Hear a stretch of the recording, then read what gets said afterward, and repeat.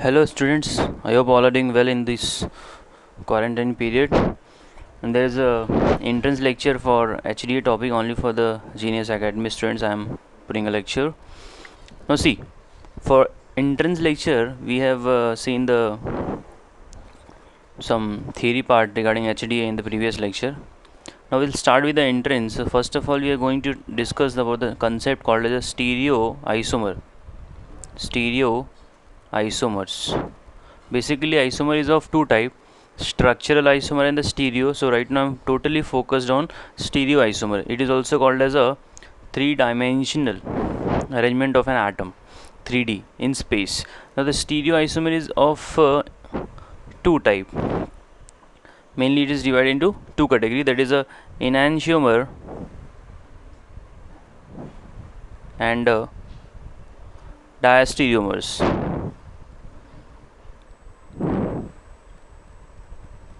Now what is enantiomers, what is a diastereomers?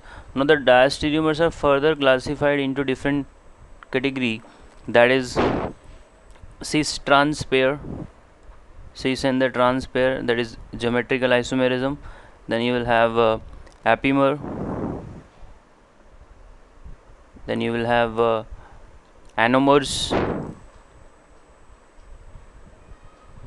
and then finally you are having conformational isomers. Conformational isomer. Okay, so now we just need to see one by one. And when you talk about the enantiomers are having the examples of enantiomer will be like D and L. D and L, if there is a D glyceraldehyde and L glyceraldehyde is written, so you need to say that that is a enantiomer. Enantiomers are nothing but they are the optical isomers. They are non-superimposable mirror image of each other. D and L, even in the same manner I can say the R and S. And your conformational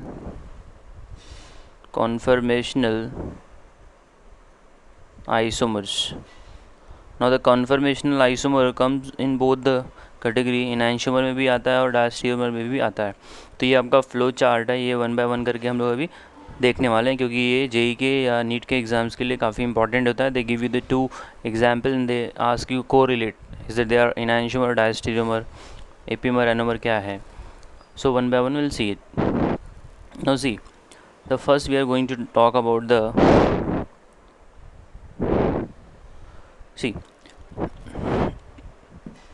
डायस्ट्यूमर की बात कर लेते हैं. कौन कौन से examples आपको डायस्ट्यूमर की कैटेगरी में मिलते हैं. सपोज आपके पास CH3, you got a C, double bond C, you got here H. If I make in this way, double bond C, this is CH3, this is CH3, HH, this is cis butene, and this is trans butene. So if anybody asks you what is the correlation between these two, so I will say these are the stereoisomers and their relation is they are diastereomers, because diastereomer is not like they don't have any they are सुपरइम्पोजिबल, ऐसा कुछ होता नहीं उनका, mirror image जैसा कुछ relation नहीं है. एनांशियोमर में कैसा होता है कि अगर एक ऑब्जेक्ट है कायरल, सपोज आपने ये लिया है, this is OH, this is H, this is C double bond OH, this is NH2. you just imagine ये कंपाउंड है, ये कायरल है. अभी यहाँ पे क्या हो जाएगा, इसका अगर आपने ये लिया मिरर इमेज लिया, तो मिरर इमेज लोगे तो ये जो है ना ये फ्लिप हो जाएगा. Vertical will be as it is, horizontal will get flip. OH. So these two are the mirror image of each other and they are non-superimposable. So such kind of things are called as a enantiomers, which is not happening in the case of diastereomers. Okay, so cis and trans, the pair is called as a diastereomer. This is first one. After that, you must have seen there is a cyclohexane. During the regular class we had a discussion regarding the cyclohexane, because Hexane is basically found in chair form, board form, and the twisted board and the half chair, if you are able to recollect. So if you have this cyclohexane, and this is the axial position, this is the equatorial position. Now on the equatorial position I am having the methyl group, and on the axial there is a hydrogen. So they keep on flipping each other. The chair form gets converted into the board form, ये एक दूसरे में घूमते रहते हैं. जो axial है वो इक्वेटोरियल जाते रहता है. तो एक्सियल को अगर इक्वेटोरियल कन्वर्ट होना है तो उसको फ्लिपिंग करना पड़ता है.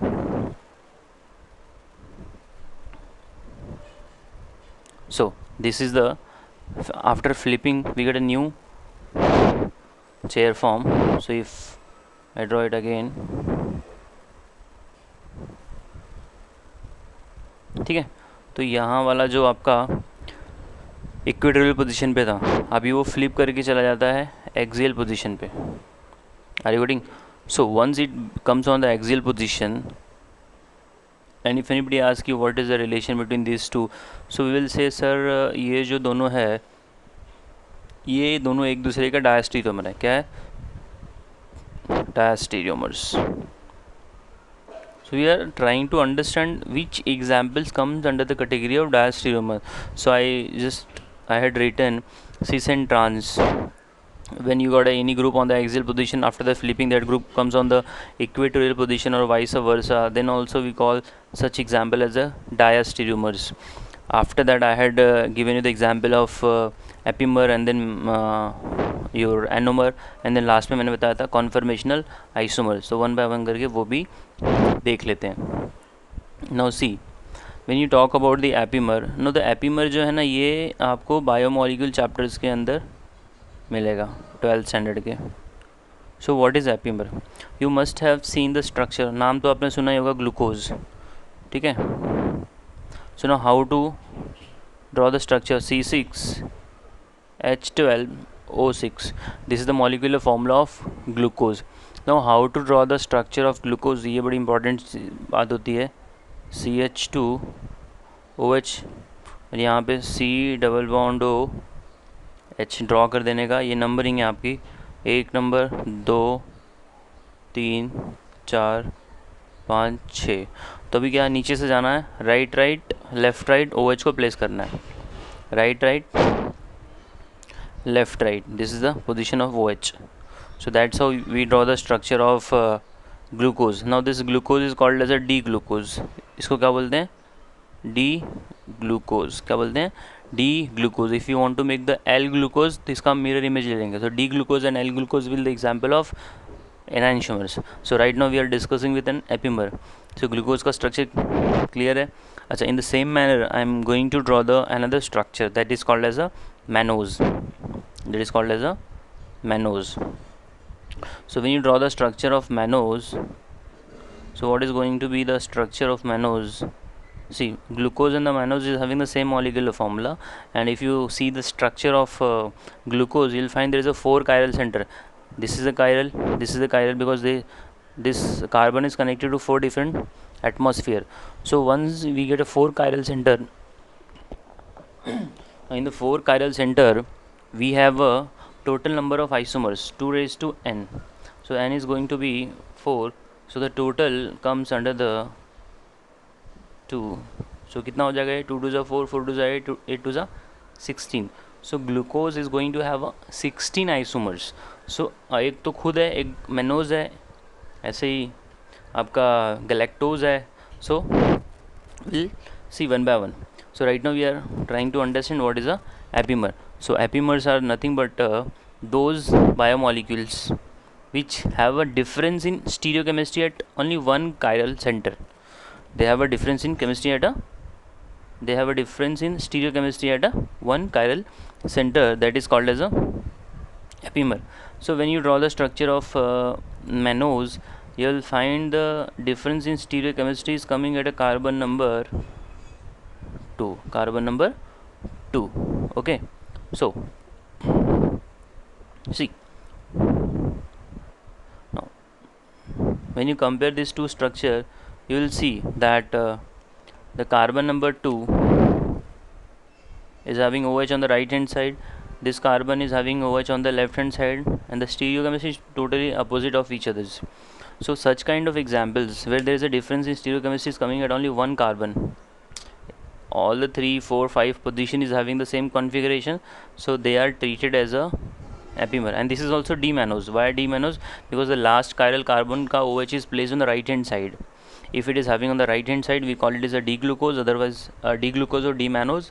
If it comes on the left hand side after flipping, then we call it as a L-glucose or mannose. So I hope you got the point. Glucose and the mannose is a C2 epimer, is a C2 epimer. In the same manner, when you try to correlate glucose and galactose, so glucose and galactose is a C4 epimer, is a C4 epimer. So you first draw the structure of glucose and then you draw the structure of galactose. You will find the glucose and galactose will have a difference in stereochemistry carbon number 4. So this OH will get flip in the case of your galactose, and rest of the things are going to be the same. I hope you got the point. Epimers are the type of diastereomers. Now we'll go with an anomer. So what is an anomer? Anomer is also you will going to study in biomolecule chapter. Now see, whenever you got a aldehyde and alcohol in a one system, if aldehyde and OH groups comes in contact, it forms acetal और hemiacetal. ये आप aldehyde chapter में सीख लेंगे. फिलहाल ये just information आपको mind में रखना है, नहीं रखेंगे तो भी कोई प्रॉब्लम नहीं है. Now we are trying to understand what is anomer. Anomer क्या होता है? So as I told you, anomers are the nothing but a diastereomer का एग्जाम्पल ही है. अब बच्चे को पता तो होना चाहिए एनोमर होता क्या exactly. So if you draw the structure of glucose, पहले वर्टिकल लाइन खींचने का, फिर 4 हॉरिजॉन्टल लाइन मैंने खींचा है, फिर बॉटम में आपने रख देना CH2OH और टॉप पे रखना है C double bond O H, फिर राइट राइट लेफ्ट राइट आपने प्लेस कर देना है. So when you place right right left right right right left right, this is the orientation of atoms. Okay, so now what is going to happen? See, there is a cyclization is going to happen whenever they will react together. If they are present in the same system, so वो आपस में जुड़ेगा तो cycle बन जाएगा. ये आपका numbering कर देता हूँ मैं. 1, this is 2, this is 3, this is 4, this is 5, this is 6. तो कार्बन नंबर जो 5 का ऑक्सीजन है ना, इसके पास 2 लोन पेयर, तो एक लोन पेयर अटैक करता है इस कार्बन के ऊपर और ये यहाँ पे शिफ्ट हो जाता है, ये O नेगेटिव हो जाता है, फिर यहाँ का H चला जाता है, उसके पास वो OH हो जाता है. No, the important point comes here. You must have seen what is the hybridization of this carbon? sp2. sp2 का मतलब क्या हो गया? It is a planar. So if any atom is a planar, so attack can happen from both the sides, top side और front और back. तो दोनों तरफ से अटैक हो सकता है. So this nucleophile, this OH is right now acting as a nucleophile. This is making an attack. Because why the carbon number 5 का ही OH अटैक कर रहा है? Because we get a 6-membered ring which is more stable as compared to the other. Hence we are trying to make that. तो ये साइक्लेशन कर देगा. अभी देखिए इस कार्बन के ऊपर OH का अटैक होने का चांसेस दोनों साइड से, राइट साइड से भी है और लेफ़्ट साइड से भी है. तो जब ये राइट से अटैक करेगा तो OH एक बार राइट में प्लेस करता हूँ मैं, एक बार लेफ़्ट में प्लेस करता हूँ. तो उसके हिसाब से क्या होगा स्टीरियोकेमिस्ट्री या देख लेते हैं. मैं दोनों को दो तरफ बनाता हूँ. सी एक स्ट्रक्चर इस तरफ बना रहा हूँ, एक स्ट्रक्चर इस तरफ बना रहा हूँ. See, 1 2 3 4. This is oxygen, this is your OH, this is your H, this is your OH. Now this is your this is O negative, तो ये O negative बनेगा और इसका कनेक्शन जो है ये कार्बन का मैं इसे ज्वाइन कर दे रहा हूँ. Okay, and this is H. अब ये जो ऑक्सीजन ने इसको बॉन्ड बनाया तो इसको 3 बॉन्ड हो जाएगा, तो उसको पॉजिटिव चार्ज भी आएगा, तो वो पॉजिटिव चार्ज को हटा के H प्लस रिमूव करेगा, वो यहाँ पे आ जाएगा, ये OH हो जाएगा. और बाकी सब एज इट इज़ ही रहेगा, कुछ चेंजेस नहीं आएंगे। OH ये क्लियर है। अच्छा, अब क्या हो रहा है कि OH अगर इस कार्बन पे लेफ़्ट में आया तो वो भी एक पॉसिबिलिटी बन सकती है, तो लेफ़्ट वाला भी बना देता हूँ मैं। CH2 OH and then OH H OH. here OH is coming on the left hand side, this is H, और इसका कनेक्शन मैंने इधर से कर दिया। बाकी सब में कुछ चेंजेस एट ऑल नहीं है, एज इट इज़ है। Okay, so why it is actually happening, there is something called as cyclization आप उसमें प्रॉपरली सीखोगे। फ़िलहाल मेरा मोटो है ये कि एनोमर क्या होता है। तो एनोमर समझाने के लिए मैंने 2 एग्जाम्पल लिया है। अभी इसमें जो OH है ना, this carbon which was basically sp2 hybridize and that was a aldehyde वाला carbon, so it got a sp3 hybridized and the OH is coming on the right hand side. So whenever OH comes on the right hand side we call it as alpha D glucopyranose, इसका नाम है alpha D glucopyranose, because ये अभी glucose नहीं है, ये साइक्लाइज में चला गया। एंड पायरानोज क्यों आ रहा है, क्योंकि ये 6 मेंबर रिंग है विच इज़ हैविंग अ पेरिडीन भी 6 मेंबर रिंग होता है, तो वहाँ से पायरानोज वर्ड लिया गया है। और जिसका एंड में ओज आता है वो शुगर होता है। क्या होता है? Sugar. And this is OH is coming on the left hand side, so this is going to be the beta D glucopyranose. तो alpha D and beta D glucopyranose जो है वो एक्चुअली इधर ही से मिल रहा है। तो ये दोनों को अगर मैंने कोरिलेट करने का कोशिश किया, so alpha D glucopyranose and beta D glucopyranose are the examples of your this called as anomer, diastereomers. These are the anomers only, but they are comes under the category of this diastereomers. Okay, I hope ये clear है। इसके बाद हम लोगों ने बात करनी है कॉन्फर्मेशनल आइसोमर्स। कॉन्फर्मेशनल आइसोमर जो है उसको भी ज़रा देख लेते हैं। ये हम लोगों ने देखा था साइक्लाइजेशन में, जब भी आपका स्टैगर्ड था, गॉच स्टैगर्ड इक्लिप्स हो रहा था, तो उसमें हमको नया नया स्ट्रक्चर मिल रहा था। Are you getting? So the structure was getting obtain by after rotating through certain angles, so we have to see that. See, if you got this structure, you got here CH3, this is H, and then you got this staggered है ये CH3H. तो ये आपका butane का structure है। ये structure को और आपने ये स्ट्रक्चर को कंपेयर किया, this is CH3 here, this is CH3, this is HH everywhere. तो ये कॉन्फर्मेशनल आइसोमर है, because we are getting the isomer by rotating. So rotation के बाद जो मिलता है उसको कॉन्फर्मेशन बोला जाता है। तो ये जो है ना, ये पेयर जो एक दूसरे का है, क्योंकि इनका कुछ कनेक्शन नहीं है ना मिरर इमेज का। अगर ये नॉन सुपरइम्पोजेबल मिरर इमेज होता तो मैं इसको इनैंशियोमर बोल देता, बट ये तो ऐसा कुछ है नहीं, मिरर इमेज का कुछ रिलेशन है नहीं। तो ये दोनों पेयर जो है वो डायस्टेरियोमर का एग्जाम्पल है।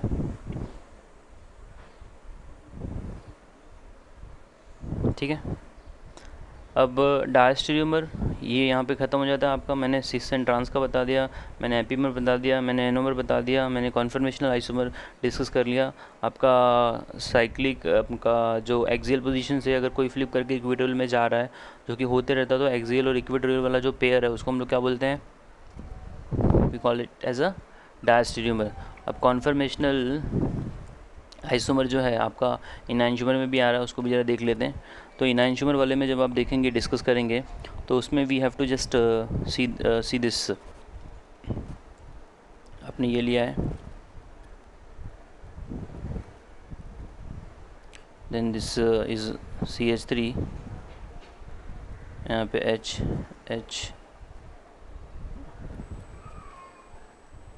CH3 H। अगर आपने इसमें नया स्ट्रक्चर ऑब्टेन किया है, जस्ट ये फ्लिप कर जाएगा। तो फ्लिप करने के बाद जो हमको नया वाला स्ट्रक्चर मिलने वाला है, सी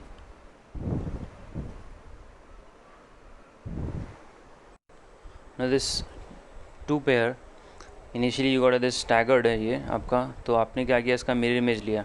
तो मिरर इमेज लेने के बाद जो है, जो आपका वर्टिकल पार्ट है दिस मिथाइल, ये अपनी जगह पे रहेगा, बाकी सब जो है ना वर्टिकल छोड़ के बाकी सब फ्लिप कर जाएंगे। तो ये वाला जो है this comes here and this comes here, ये यहाँ जाएगा, ये और ये अपनी जगह पे एज इट इज़ है, समझ रहे हो कि नहीं। अब ये आप इसके ऊपर प्लेस करेंगे ना इसको, तो ये मैच नहीं करेगा। तो ये एक प्रकार का आइसोमर है, और वो भी कौन सा, एनांशियोमर। सो आई होप ये यहाँ तक क्लियर है कि diastereomer, enantiomers and epimers, anomers, and then your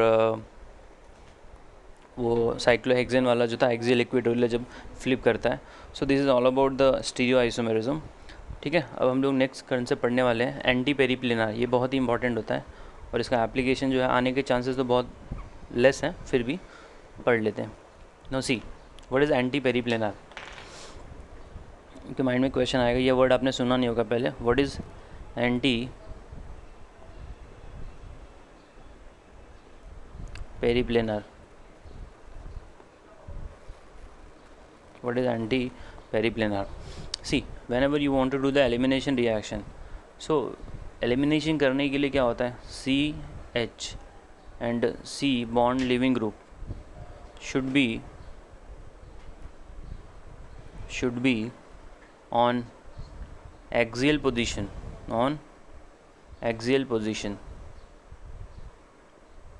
and anti-parallel। ठीक है, मतलब वो पैरेलल ही रहेगा, बट एक वर्टिकल रहेगा और दूसरा वर्टिकली अपवर्ड रहेगा, दूसरा वर्टिकली डाउनवर्ड रहेगा। So that is anti parallel. So CH and because hydrogen loss करेगा, तो जिस कार्बन से हाइड्रोजन लॉस करेगा वो कार्बन का और हाइड्रोजन का रिलेशन एक्सियल होना चाहिए बॉन्ड, और जिस कार्बन से लिविंग ग्रुप निकलेगा वो आपका एक्सियल वो भी होना चाहिए, and they should be anti parallel to each other. Now I am going to write down one example and we'll see that where the elimination reaction is going to be very fast and where it's going to be very, very slow. See,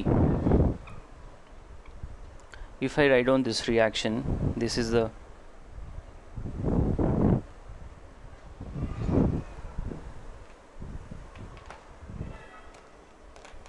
I have taken cyclohexane,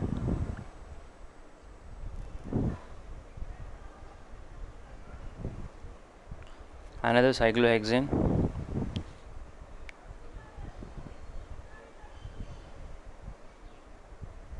now see on here we have tertiary butyl group। ठीक है, 3 methyl लगा दिया, और यहाँ पे आपका equatorial position पे Br है, तो ये आपका एक प्रकार से ट्रांस है, क्योंकि दोनों का डायरेक्शन अलग है ना, ये नीचे की तरफ आ रहा है, ये ऊपर की तरफ जा रहा है। So both are different. Now here this is your tertiary butyl group on the equatorial position and there is a Br on axial position. ये नीचे की तरफ आ रहा है, ये भी नीचे की तरफ आ रहा है, ये आपका सिस है। समझ में आ रहा है? अच्छा, अगर मैंने दोनों का कर दिया एलिमिनेशन, अब एलिमिनेशन करने के लिए मुझे क्या लगेगा, बेस लगेगा। मैंने यहाँ पे ले लिया base as a potassium third butoxide. This is a strong base, this is a strong base. ये ट्रांस है, ये सीस है, इतना आपको समझ में आ रहा है? ओके, आप ये जब ऐड करेंगे तो दोनों का जो प्रोडक्ट है वो एक ही है। The product is going to be this, आपका टर्शियरी ब्यूटाइल ग्रुप यहाँ पे लगा दिया, and then double bond will be here. So now the question comes, when you do the elimination of this, इसकी जो स्पीड होगी ना वो एक मतलब x है, तो इसका जो रिएक्शन का स्पीड है तो ये इसका 500 टाइम्स है। क्या है? 500 टाइम्स। सो तुम्हारे माइंड में ये क्वेश्चन आता रहेगा, यार ये कैसे 500 टाइम्स है, आर यू गेटिंग? तो सिंपल सी बात है, इसके पहले जो मैंने अभी समझाया वो यही था कि आपका जो एलिमिनेशन रिएक्शन है वो हमेशा एंटी पेरिप्लेनर कंडीशन में ही फॉलो होता है। देखो ये यहाँ से एक्सियल पे तुम्हारा Br है, leaving group should be on axial position. ये Br निकलने वाला था, बट ये एक्सियल पे है क्या? नहीं, ये किधर है? इक्वेटोरियल पे है, तो ये इसका स्पीड कम हो जाएगा। ये यहाँ से निकलने वाला और यहाँ पे हाइड्रोजन है, तो ये इलेक्ट्रॉन यहाँ आएगा और ये Br यहाँ से निकल जाएगा। तो ये परफेक्टली कैसा है ना, इसका ओरिएंटेशन प्रॉपर है, इसका ओरिएंटेशन गड़बड़ है। ये यहाँ से तो निकल रहा है, बट ये पहली बात तो जो लिविंग ग्रुप है वो जाना चाहिए एक्सियल पोजीशन पे। ये जो आपका एंटी पेरिप्लिनर रूल समझाता है उसके हिसाब से ये मैच नहीं कर रहा है, इसके लिए इसकी स्पीड बहुत ही कम है। तो आई होप ये क्लियर है। ये क्वेश्चन पूछा जा सकता है कि which is faster and which is slower. So आपको मैंने ये कंसेप्ट बता दिया है। So I hope till now everything is clear. Now will go with the MCQ. Okay, now here the question number 1 comes. I have written the question here. In this reactant I am adding a reagent called as a SOCl2 in the presence of pyridine. This is thionyl chloride and the pyridine and the OH. You must be able to recollect when you have done the preparation of alkyl halide using an alcohol. तो alcohol में अगर आपने SOCl2 add किया in the presence of pyridine, so this follows the SN2 reaction and that give you alkyl halide. अच्छा, एक बार यहाँ पे मिल गया आपको अल्काइल हैलाइड में आपने ऐड किया Mg in the presence of ethyl O ethyl, मतलब ये ईथर है, डाई इथाइल ईथर। ओके, ये ग्रिग्नार्ड रिएजेंट फॉर्म करेगा। In the Grignard reagent you are adding something called as epoxide, this is also called as oxirane. तो अब आपने सोचना है ये प्रोडक्ट क्या देगा। तो ABCD में से क्या मिलने वाला है वो हम लोग रिएक्शन उसका लिखने के बाद करते हैं। See now what is going to happen here, the mechanism इसका मैं यहाँ पे लिख देता हूँ। So how it is going to be, see the mechanism. See यहाँ पे सबसे पहले OH और ये SOCl2 का Cl लॉस कर जाएगा और वहाँ पे आ जाएगा, ये पूरा का पूरा OH निकल जाएगा। So if you are able to recollect its mechanism from the previous video का lecture, you are able to get the right product. ये यहाँ से निकल जाएगा, ठीक है, यहाँ पे Cl आ जाता है। This is your product. Actually मैंने 2 स्टेप एक में कर दिया। ये SN2 रिएक्शन में जाता है, इसमें आपने क्या ऐड कर दिया, Mg ऐड किया। ये आपका A है, क्या है A।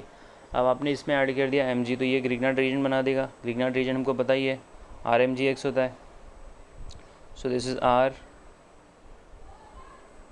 This is 1, this is यहाँ पे आपका एक कार्बन है तो ये R है पूरा, यहाँ पे Mg और आपका फिर ये Cl।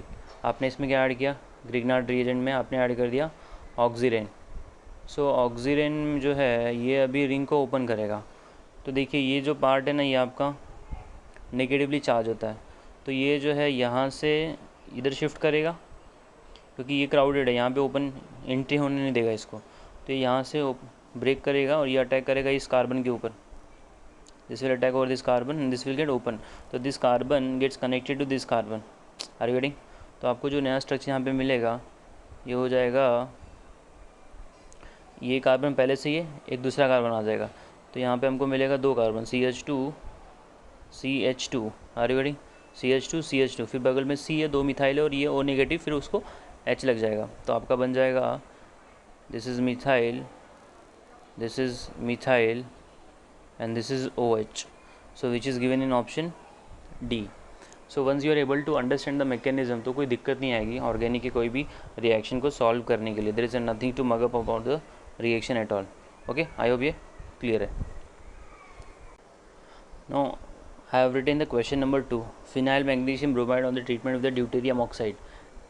ये हैवी वाटर भी इसको बोला जाता है। Now the phenyl magnesium bromide on treatment with D2O, what is the product obtain. See the D2O को आप इमेजिन कर लो H2O। क्या इमेजिन कर लो, H2O।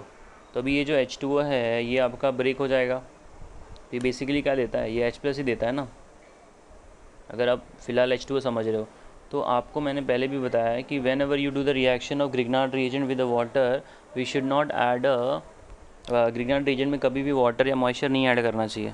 उससे होता क्या है, वाटर का H+ ग्रिग्नार्ड का जो R पार्ट होता है उसको ऐड हो जाता है। तो बेसिकली क्या कर देगा, फिनाइल बॉन्ड H, अगर आपने यहाँ पे वाटर लिया होता तो फिनाइल बॉन्ड H आ जाता, दैट इज़ बेंजीन ओनली। तो यहाँ पे ना बेंजीन तो रहेगा ही रहेगा, उसके साथ H नहीं आएगा, उसके साथ D आ जाएगा। Are you getting? So this is D2O। सो ये आपका ड्यूटेरियम प्लस बना के देगा, वो ड्यूटेरियम प्लस PH माइनस के साथ में कंबाइन होके बन जाएगा। सो आपका राइट प्रोडक्ट ये है। आई होप क्लियर है। जिस प्रकार से PH बॉन्ड H बन रहा था with the help of water, उसी प्रकार से PH बॉन्ड D बनेगा when you are doing this particular reaction. ठीक है। Now moving towards question number 3, I have got here Grignard reagent, that is methyl magnesium bromide on treatment with this compound, that is your aldehyde as well as double bond in the system we have got, Now we are doing the hydrolysis. After they are getting added, we are adding a water, that is acidic water, and this is a 1,4 addition. तो simple सी बात है, 1,4 addition करने के लिए आपको पहले numbering करना पड़ेगा. ये 1 है, ये 2 है, 3 है. मतलब एडिशन जो है ना वो A1 और 4 एटम के बीच में हो रहा है.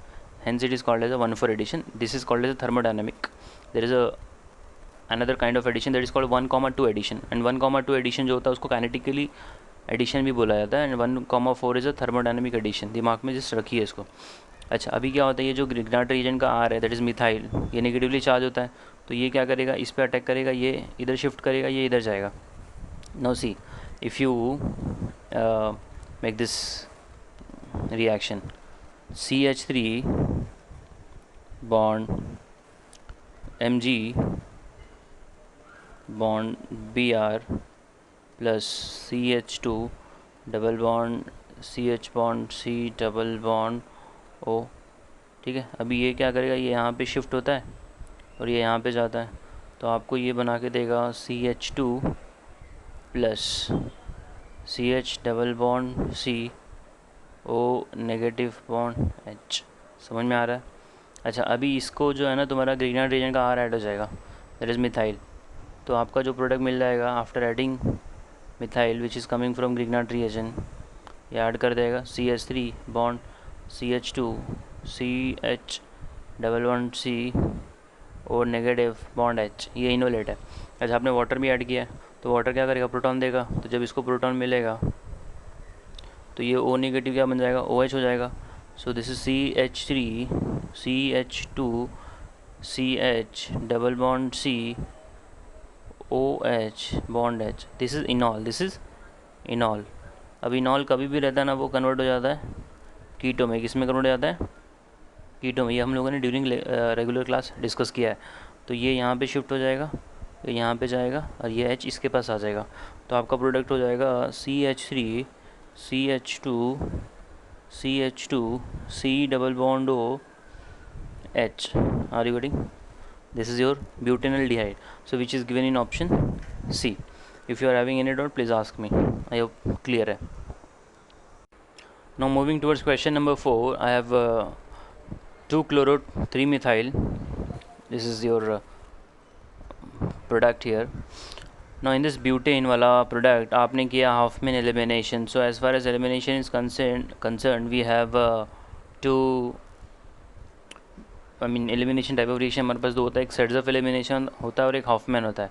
अकॉर्डिंग टू हॉफमैन क्या होता है कि आप एलिमिनेशन करेंगे तो वो वाले बीटा कार्बन का हाइड्रोजन निकालेंगे जिसके पास मोर नंबर ऑफ हाइड्रोजन होता है. तो जैसे ये आपका अल्फ़ा कार्बन है, ये आपका बीटा है और ये आपका बीटा है. So according to Hofmann elimination will go for that beta carbon which is having more number of hydrogen. तो यहाँ से आप क्या करिए, H निकालिए और यहाँ से Cl निकालिए. तो वो क्या कर देगा, लॉस कर दिया. अरे बड़ी, तो आपको CH3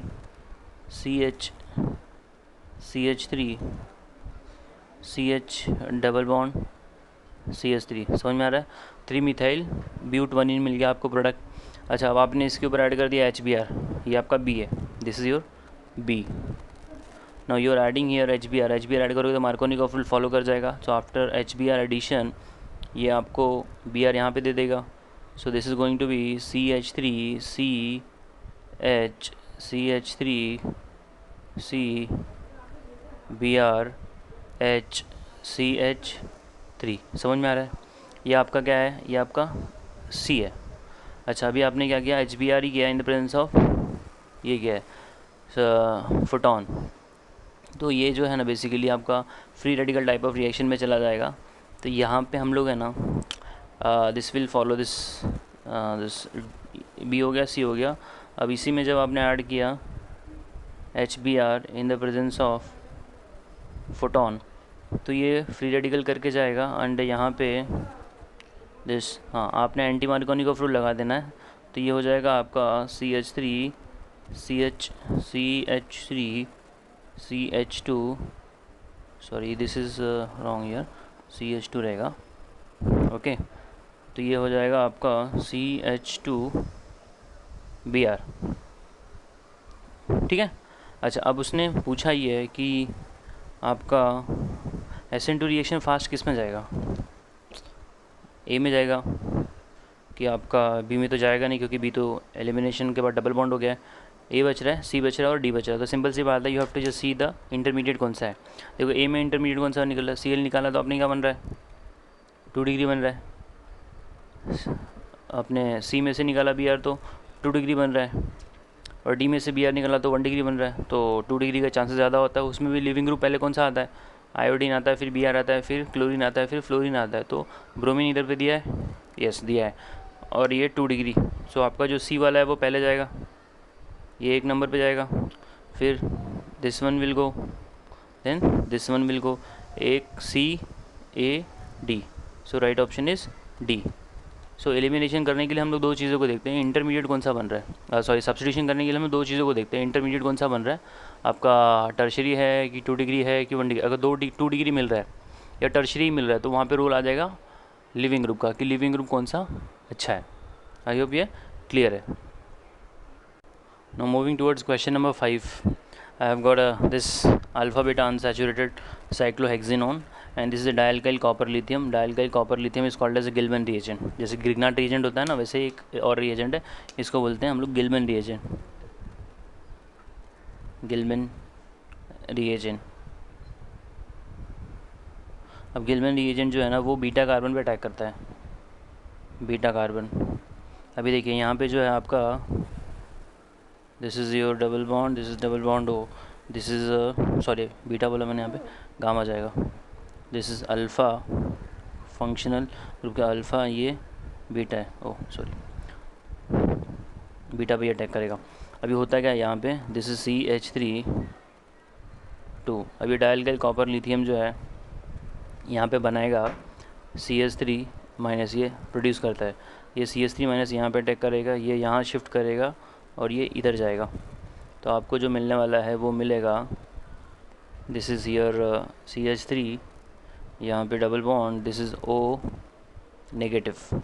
अच्छा अब क्या होगा, आपने ये शिफ्ट करेगा यहाँ पे फिर से, और ये इधर ही आता है नेगेटिव के पास, तो ये हो जाएगा this is carbon carbon double bond, O negative रहेगा। अभी यहाँ पे मीडियम आपको दिख रहा है, एसिडिक है तो नेगेटिव है तो इसको H लग जाएगा, और ये मिथाइल अपनी जगह पे ही रहेगा। So we have to just see which is getting matched with this option. So you will find the product जो है ये और ये मैच कर रहा है, तो C is the right option for this particular reaction. तो ये गिलमैन रिएक्शन मुझे बताना था, it does attack on the beta position. Okay, now we are going to understand very important thing for this particular chapter में, ये बहुत ही important है, इसको जरा देख लेते हैं हम लोग एक बार, फिर I will stop here. See whenever I am just giving the concept not reaction, आपको ये दो चीज़ें याद करके रखनी है, CR कार के साथ में आपको याद रखना है टैम, ठीक है, फिर CSM के साथ में आपको याद रखना है TSR। अगर लॉजिक लगाओगे तो सिंपल सी बात है, ये C का मतलब है सिस, A का मतलब है एंटी, R का मतलब है रेसिमिक मिक्सचर। इसको जस्ट आपने याद रखना है, इसको साथ में ऐसे याद रखना है कि सिस वाले कंपाउंड में अगर आपने एंटी एडिशन किया तो आपको प्रोडक्ट क्या मिलेगा, तो C for cis, A for anti, R for racemic, and racemic mixture को ही हम लोग एनाइंशोमर भी बोलते हैं। मीज़ो कंपाउंड भी आपका एनाइंशोमर ही होता है। अच्छा, S for sin, and then we got a T for trans, then we got a M for meso. Meso is also a diastereomer. Diastereomers. अच्छा, अब अगर आपने ना कभी भी सीन एडिशन किया है, सीन एडिशन मतलब ये सॉरी सिस कंपाउंड है आपके, आपने उसके अंदर एंटी एडिशन किया है, सिस मतलब ये हो गया आपका सिस ब्यूटीन ले लो, CH3 HH। अब आपने इसमें क्या कर दिया, हाइड्रोक्सिलेशन कर दिया। क्या कर दिया, हाइड्रोक्सिलेशन। हाइड्रोक्सिलेशन का मतलब समझते हो, आपने अल्कलाइन KMnO4 लिया है, alkaline KMnO4 is called as a Baeyer's reagent. तो ये दोनों OH को ना एक ही तरफ से ऐड कर देगा। Are you getting? So cis compound के अंदर जब आपने सीन एडिशन किया, एक ही तरफ से आने का मतलब समझ रहे हो, सीन एडिशन है, तो वो कुछ ऐसा हो जाता है। ये आपका OH हो गया, ये आपका OH हो गया, बाकी सब एज इट इज़ रहेगा जो भी था, मिथाइल H। तो ये जो कंपाउंड है ना अभी, ये बना after the addition of OH group on the from both the side, मतलब दोनों के OH एक ही डायरेक्शन से आए। Are you getting? सिस के अंदर मैंने क्या किया, सीन एडिशन किया। सीन का मतलब जो ग्रुप इंटर कर रहा है वो एक ही तरफ से आ रहा है। अगर ये एक नीचे से आता है, एक ऊपर से आता है, उसको एंटी बोलता है, जो कि आपका Br2 के साथ में होता है। जब आप Br2 ऐड करेंगे ना, तो एक Br नीचे से आएगा और एक Br ऊपर से आएगा, that is an anti addition. So cis के अंदर आपने जब किया एंटी एडिशन, तो आपको मिलेगा racemic mixture. Are you getting? तो this plus this will give you racemic mixture, this plus this alkaline KMnO4 that is Baeyer's reagent will give you the meso compound. तो ये लॉजिक आपको, ये shortcut है actually, और ये important भी है। They ask you, they give you the one reaction, they ask you what is going to be the product, is it going to be racemic और द मीजो। तो you have to just see that आपने cis में add किया है कि trans में add किया है, एडिशन सीन है कि एंटी है। सीन मतलब सेम साइड होता है, सेम साइड से आप ऐड कर रहे हो। एंटी का मतलब अपोजिट साइड, एक ऊपर की तरफ रहेगा और एक नीचे की तरफ रहेगा। सो this is all about the important thing about the entrance lecture. Hope you will study well. Thank you.